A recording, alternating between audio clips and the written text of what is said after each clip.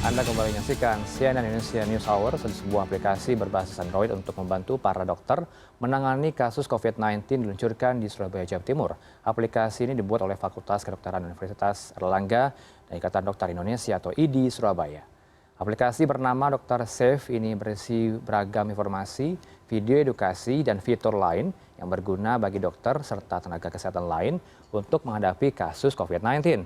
Selain menyediakan informasi tentang COVID-19 secara lengkap dan aktual, Dr. Safe menyajikan video untuk membantu dokter menggunakan serta melepaskan alat pelindung diri. Dengan begitu, dokter tidak memerlukan lagi supervisor untuk menggunakannya. Aplikasi Dr. Safe juga menyediakan hotline atau telepon darurat Kemenkes, Satgas BNPB, dan tim mitigasi ID. Dokter penggunaannya bisa langsung terhubung jika membutuhkan bantuan, pertolongan, dan rujukan.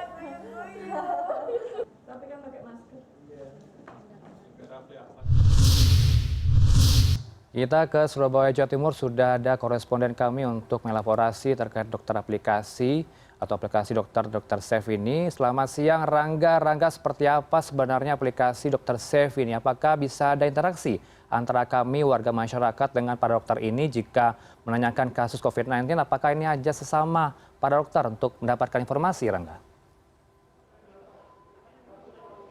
Ya, selamat siang Heranov. Heranov, sebelumnya aplikasi ini baru akan diluncurkan ya beberapa saat lagi, kurang lebih sekitar 20 menit lagi dari jadwal yang sudah ditetapkan, yaitu 12.45. Nanti akan di launching di Surabaya ini, dan di belakang saya ini sudah tampak bersiap-siap ya. Para dokter dari IDI Surabaya juga berbagai tenaga kesehatan lain juga akan persiapkan nanti launching dari aplikasi Dr. Safe ini. Dan seperti tadi Anda sampaikan, sudah ada beberapa fitur-fitur menarik dan sudah bisa diinstal ya, diunduh di Play Store aplikasi ini yang tagline-nya adalah untuk kemudian sebagai perlindungan para tenaga kesehatan dan juga dokter. Nah, terkait pertanyaan Anda, saya sudah bersama dengan Project Manager aplikasi Dr. Safe ini, Dr. Muhammad Soifi. Selamat siang, Dok. Selamat siang. Dok, yang paling menarik tentunya adalah bagaimana kemudian pentingnya dari aplikasi ini untuk para tenaga kesehatan dan juga dokter di Surabaya khususnya ya. Apa kemudian, bukankah dokter itu sendiri juga sudah memiliki pengetahuan yang cukup utuh begitu tentang cara perlindungan diri mereka ya. Tapi bagaimana kemudian harus dibuat aplikasi ini?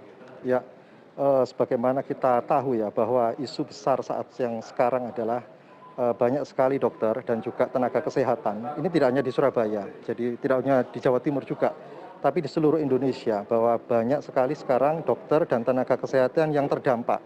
Baik kemudian dia sakit, kemudian sampai meninggal, dan angkanya terus trennya akan bertambah.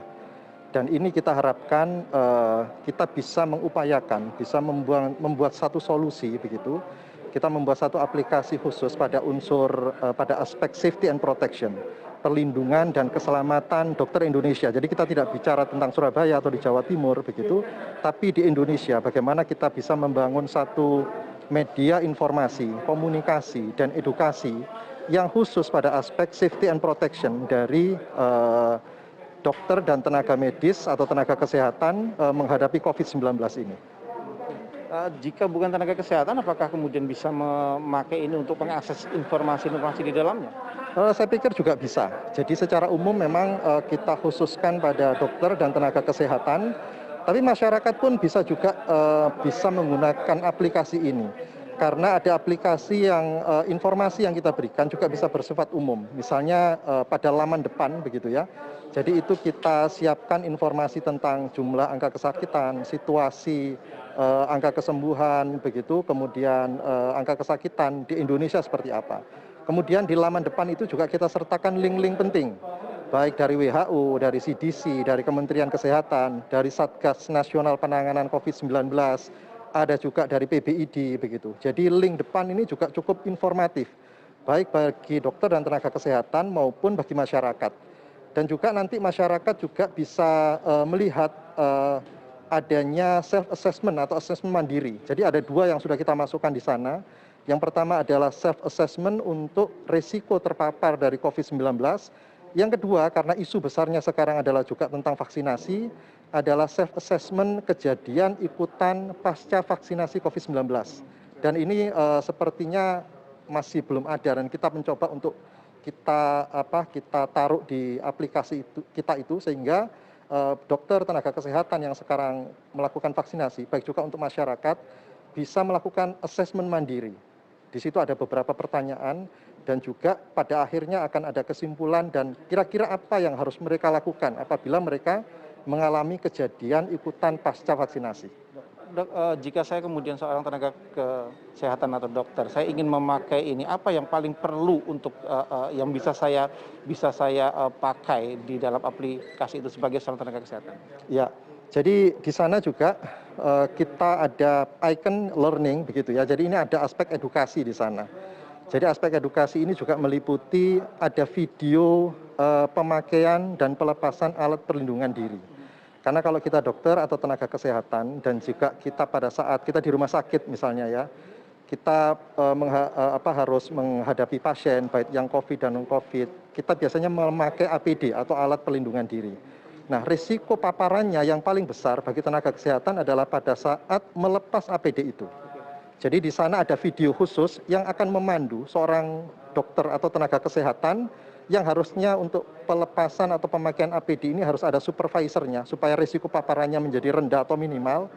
Tapi dengan hanya menggunakan aplikasi kita ini, itu dia dengan hanya satu sentuhan bisa memandu bagaimana dia cara melakukan pemasakan APD yang benar, bagaimana kemudian dia harus melakukan dosing untuk pelepasan APD secara benar, sehingga risiko terpapar dari COVID-19 ini pada saat mereka melakukan pemakaian dan pelepasan APD itu bisa baik begitu. Itu salah satunya. Kemudian ada buku-buku pada media edukasi ya, ada standar protokol bagi tenaga kesehatan atau dokter. Baik itu dari ID, dari organisasi profesi, itu ada semua di sana. Kemudian yang lain juga ada icon hotline. Jadi misalnya ada icon hotline-nya ini baik dari Kemenkes, dari Satgas maupun dari mitigasi ID begitu. Ya.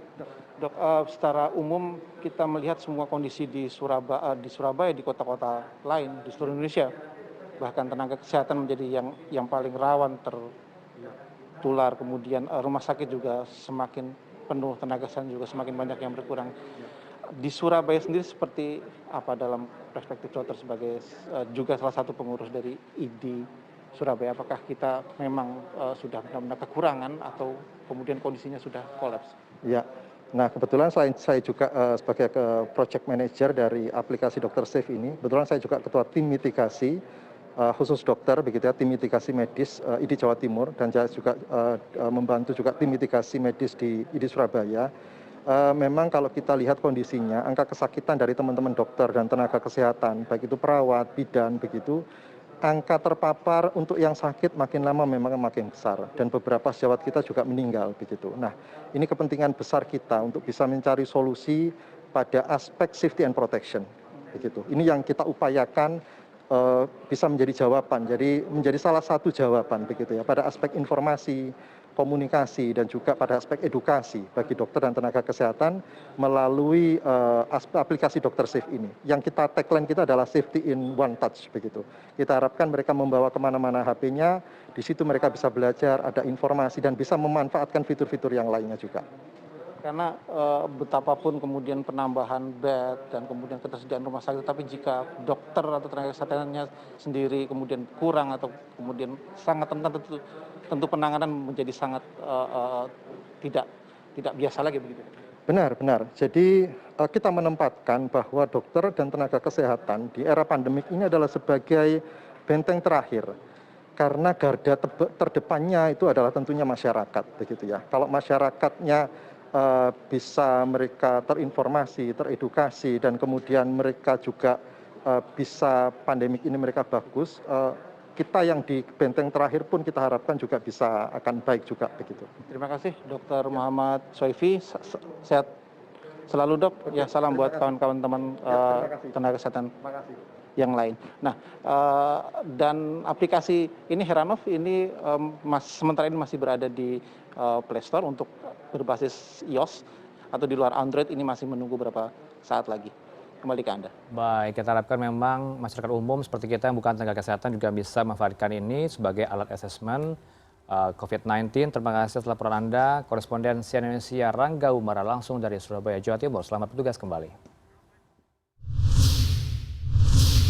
Mulai Minggu 17 Januari ini sejumlah ruas jalan tol di Pulau Jawa mengalami kenaikan tarif. Dikutip dari detik.com, dari 9 ruas jalan tol, 8 diantaranya mengalami penyesuaian tarif.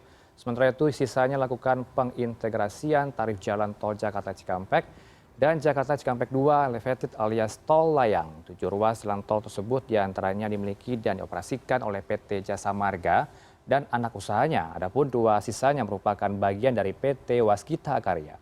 Berikut ini kami tampilkan 9 ruas jalan tol yang akan mengalami kenaikan tarif per 17 Januari 2021 atau hari ini.